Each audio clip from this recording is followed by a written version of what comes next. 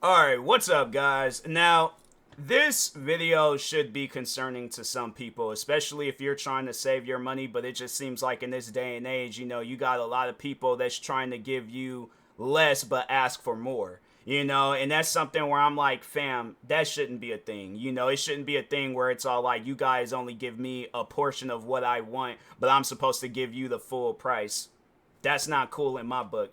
But nah, anyways, I wanted to talk on these like game companies like Sony, Microsoft, more so the ones that are in control of the consoles and stuff, cuz gaming PCs, I really ain't got no beef with like gaming PCs, for the most part you can play old games on there if you want to, cuz they do have like some websites you could go to where you can download the games for free. Now, I know that is messed up to, the developers where it's all like, but yeah, it's like at the same time, you guys ain't trying to re-release the game. So it's like, what do you expect that gamer to do? Where it's like, there's somebody out there where they came across them, like, let's say for an example, True Crime Streets of LA. Now, luckily for me, I was only able to get this game for $12.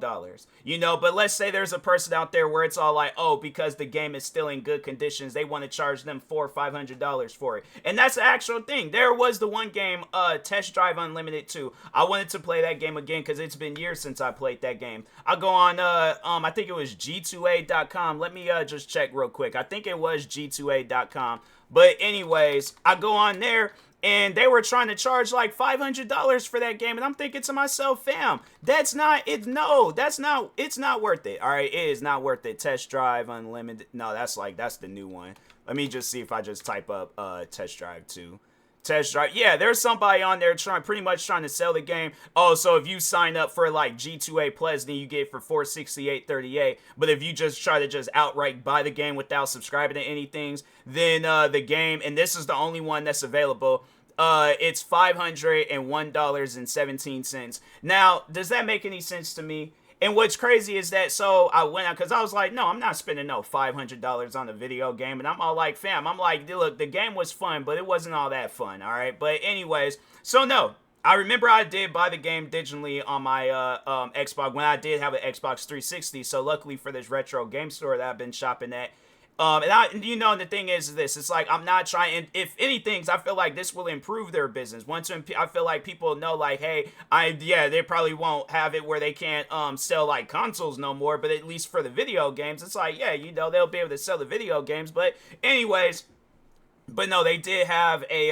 Xbox 360 up there. It was actually a pretty cool Xbox 360. So it's like Star Wars edition. It makes like Star Wars noises when it's turning on or opening up the disc tray and stuff. But anyways, went out, bought that, seen that the game was still available on my account and stuff. And I'm like, all right, cool. And I played it like that. But I'm like, does that make any sense though to spend $500 on the game? And I'm like, even talking to the developers too, it's like, fam, you gotta realize that people are out here trying to scam people, and it's like, I know there's gonna be people out there trying to defend that crap, but I'm like, there ain't no defense for that. I don't see you spending $500 on every video game that exists in this world. Why should I have to spend $500 on a video game that exists? Oh, because it's an old game? So what? What's crazy is that there are so many different games. I'm not trying to throw Test Drive under the bus, but I'm saying there's so many different video games that I bought recently where I would have to say it's much more funner than Test Drive Unlimited 2. But I'm saying, like, I went out and got Need for Speed Most Wanted, and I have to say, probably out of all the old retro video games used to come out back then, Need for Speed Most Wanted was probably the best. Even Need for Speed Underground, like, I'm like looking through the list and I'm like, I can't find Midnight Club 2. I'm saying, like, there were so many different racing video games that were coming out that were a lot better and a lot more popular than Test Drive Unlimited 2. I ain't have to spend no $500 on that game. So, and I know there's gonna be somebody, because I just remember when the Xbox Series X and the PlayStation 5s were so hard to get back in 2020, and people were all like, oh, it's supply and demand. I'm like, you're not supplying me with anything, so how are you gonna demand some money out of me? I'm saying, it's like, yeah, if you trying to demand an actual realistic price, and it ain't no $500, and I know with them consoles back then, ain't gonna be no $700, $1,000 and things. You ain't supplying nobody with nothing, so therefore you can't demand anything out of them. If you supply me with a console, that I'm gonna demand, like, the only price you're gonna get out of me is the realistic price, the retail price. Yeah, maybe if it's a few dollars extra, then okay, cool. But like a few $100 extra, nah, you crazy for that. So, but anyways, but getting back to what I was originally talking about, it's like, to me, it just doesn't make any sense. Like, why isn't that game just available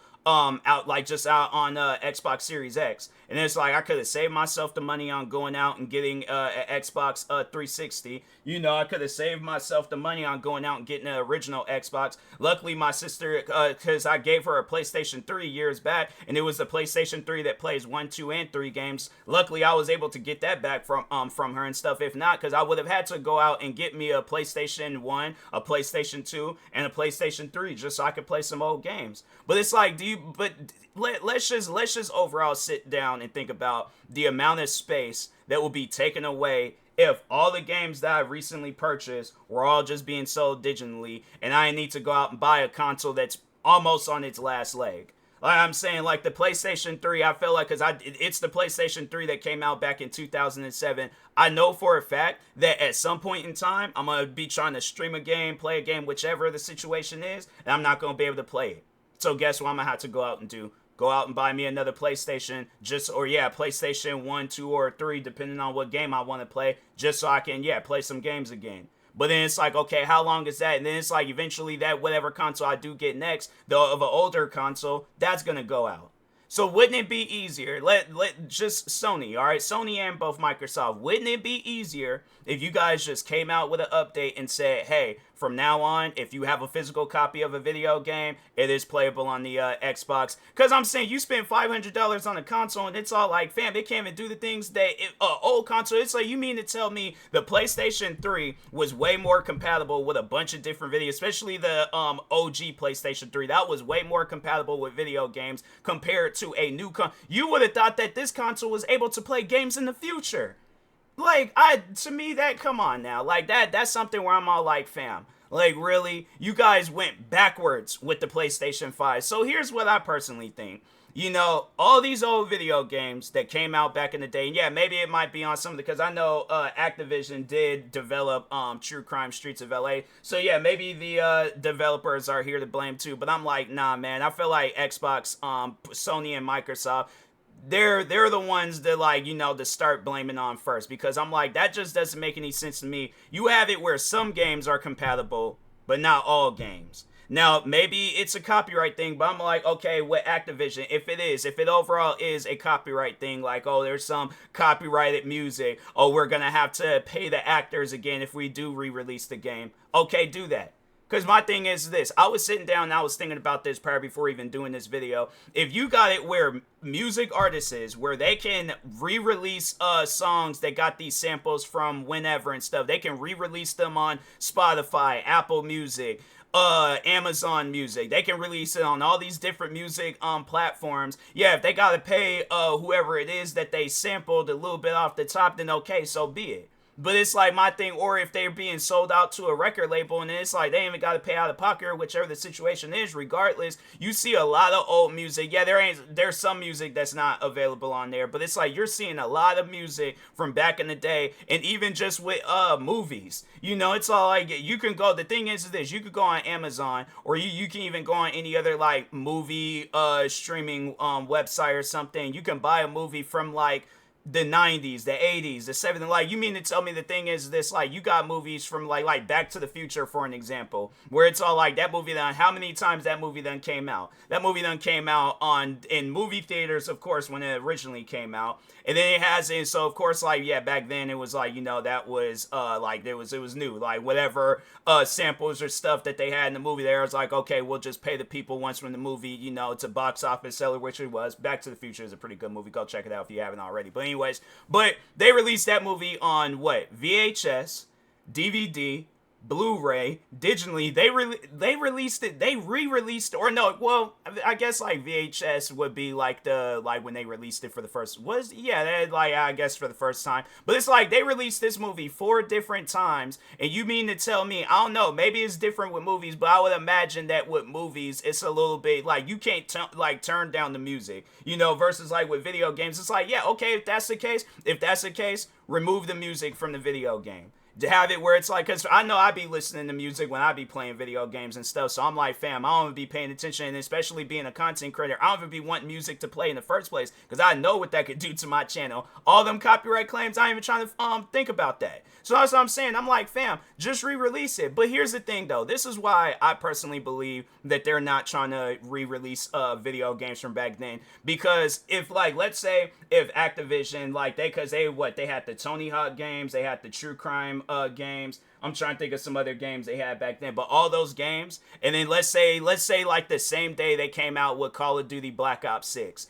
And they was like, oh, we're also, along with Call of Duty Black Ops 6, same day, we're re-releasing all of our old, like, the Tony Hawk games. We're releasing the True Crime games and all the other different video games we came out with back in the day. Nobody would be playing Call of Duty Black Ops 6. There might be some people playing that game, but it's like, yeah, if there is a toss-up between playing Tony Hawk, Underground 1, 2, what was the American Wasteland, and it was like a newer, like, remastered version of it and stuff, versus I ain't even gonna be thinking about Call of Duty. I would love to play Tony Hawk Underground again.